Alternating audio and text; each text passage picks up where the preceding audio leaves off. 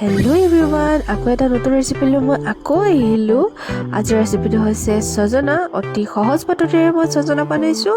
কেনেকৈ বনাইছোঁ আপোনালোকক দেখুৱাবলৈ অকণমান চেষ্টা কৰিম। তেতিয়াহ'লে ব'লক ভিডিঅ'টো ষ্টাৰ্ট কৰোঁ। এয়া লৈছোঁ মই এটা পিঁয়াজ মিহি মিহিকৈ কুটি লৈছোঁ, নহৰু লৈছোঁ, শুকান জলকীয়া লৈছোঁ। তাৰপাছত লৈছোঁ দুটা বিলাহী মিহি মিহিকৈ কুটি লৈছোঁ, আৰু যিখিনি নহৰু শুকান জলকীয়া লৈছিলোঁ এইখিনি ধুনীয়াকৈ মিক্সিত পিচি ল'লোঁ।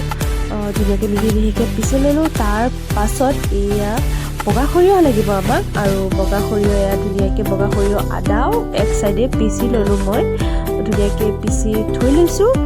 তাৰ পাছত আমি আনফালে আকৌ থৈছোঁ ধুনীয়াকৈ কাটি ছজনাকেইডাল ধুনীয়াকৈ ধুই তিয়াই লৈছোঁ পানী অকণমান দি।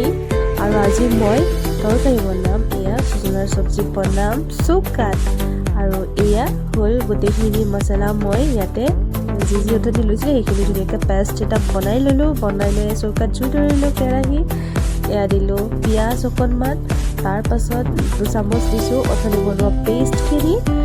পেষ্ট 2 চামুচ দি লৈছোঁ। তাৰ পাছত এইখিনি ধুনীয়াকৈ লৰাই থাকোঁ নিসিজালৈকে। আপোনালোকে যদি চম্ভাৰ মাৰিব বিচাৰে তেতিয়াহ'লে আপোনালোকে কালজিৰাও ইউজ কৰিব পাৰে। মোৰ তাত কালজিৰা এভেইলেবল নাছিলে, সেইকাৰণে মই ইউজ নকৰিলোঁ। এতিয়া দিছোঁ ছজনাখিনি। গোটেই ছজনাখিনি দি লওঁ। ছজনাখিনি দি ধুনীয়াকৈ মিক্স কৰি লওঁ।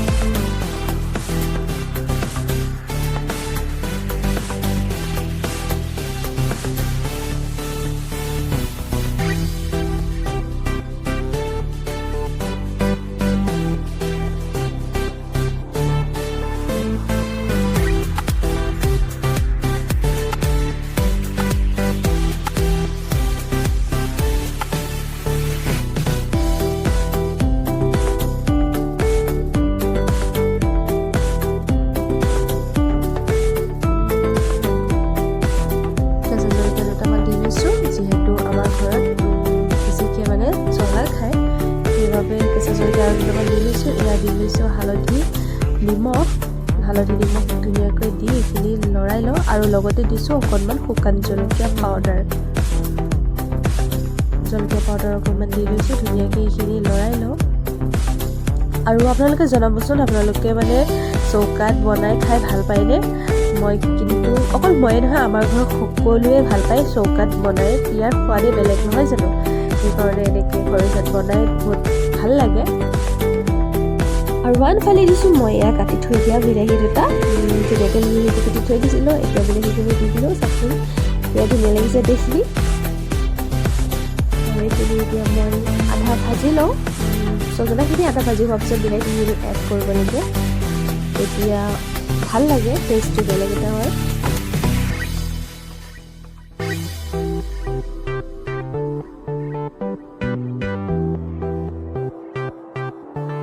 এইখিনি ধুনীয়াকৈ লৰাই হোৱাৰ পিছত এতিয়া দিছোঁ মই অথনি থৈ দিয়া আধা পেষ্টখিনি। গোটেইখিনি পেষ্ট ইয়াত ঢালি ল'লোঁ। পেষ্টখিনি ঢালি লোৱাৰ পাছত এতিয়া আৰু অকণমান ফ্ৰাই কৰি লওঁ। তাৰপাছত আমি গৰম পানী ইয়াত ব্যৱহাৰ কৰিম। এইখিনি এতিয়া ধুনীয়াকৈ লৰাই লওঁ। গোটেইখিনি মিক্স কৰি লৈ অকণমান ভাজি লওঁ। তাৰপাছত ইয়াত অকণমান পানী এড কৰিম।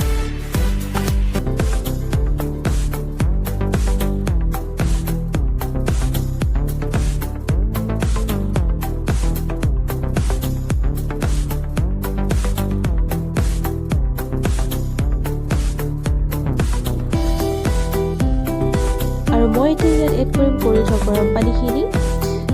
অকণমান গৰম পানী দি লৈছোঁ। এই গৰম পানীখিনি দিয়াৰ পাছত অকণমান সময় আৰু সিজাম। এইখিনি পানী শুকোৱাৰ পাছত ৰেডি হৈ যাব আমাৰ ছজনাখিনি। এতিয়া ঢাকনখন খুলি দিছোঁ। চাওকচোন আমাৰ ছজনাখিনি বৰ ধুনীয়াকৈ ৰেডি হৈ গৈছে। দেখি খাওঁ লাগিছে। এতিয়া ঢাকনখন খুলি 2 মিনিটমান সময় আৰু অকণমান সিজিবলৈ দিওঁ। তাৰপাছত একেবাৰে আমাৰ ছজনাখিনি ৰেডি হৈ যাব খাবলৈ।